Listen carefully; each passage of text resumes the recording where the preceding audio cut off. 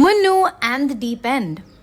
It was the start of summer, and little Munnu had just joined his first swim class. He had been counting down the days on the calendar, sticking a shiny star each morning and telling everyone, "Soon I'll be swimming like a real fish." On the big day, Munnu wore his bright orange fishy cap. His blue floaties were pumped and ready.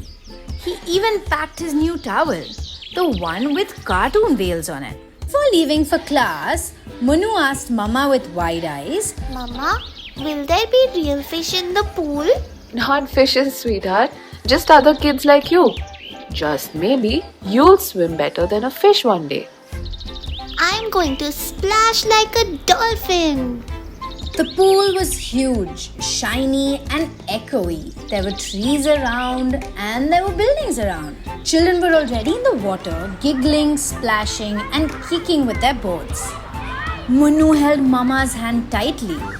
The pool felt very big. Go on, Munnu.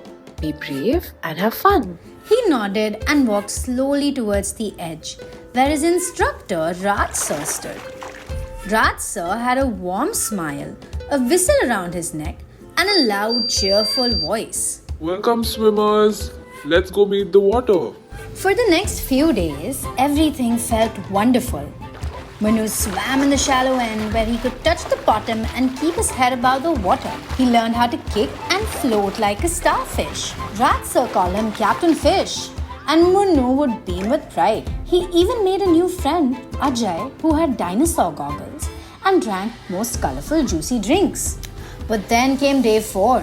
It started like usual, zipped up his bag and wore his fishy cap. But when he reached the pool, Raj Sir clapped his hands and said, Okay, today we try something new. Everyone to the deep end. Munnu stopped in his tracks. Deep end? The part of the pool where he couldn't touch the bottom? Where the water looked darker. Suddenly, his tummy started to feel twisty and his floaties didn't feel enough. His fishy cap felt too big. He watched as the other kids started lining up bravely. Munnu, come on. He felt like his feet were stuck to the floor. Just then, a golden light flickered in his memory. Mama lighting the diya, the smell of sandalwood incense, the sound of her voice, and the soft, steady whisper of a special prayer.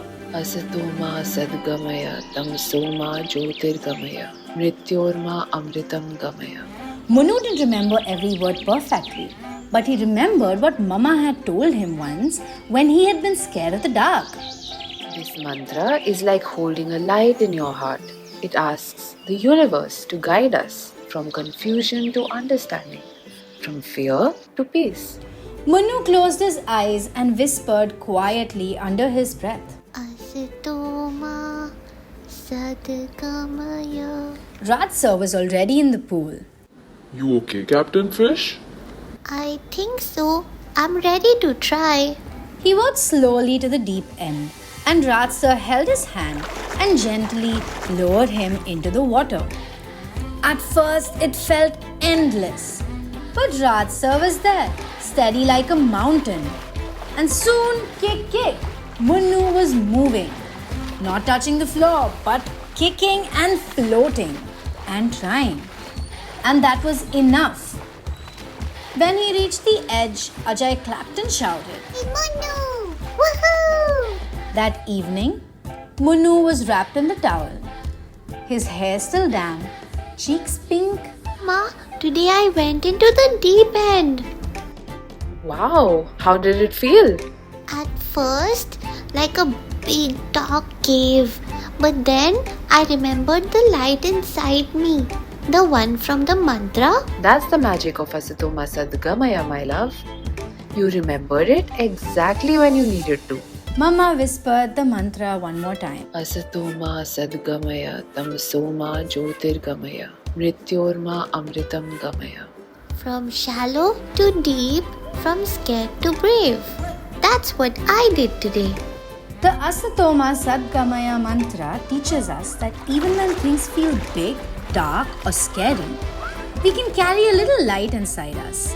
With gentle courage and faith, we find our way from fear to strength. Prarthana. For kids Bye, kids.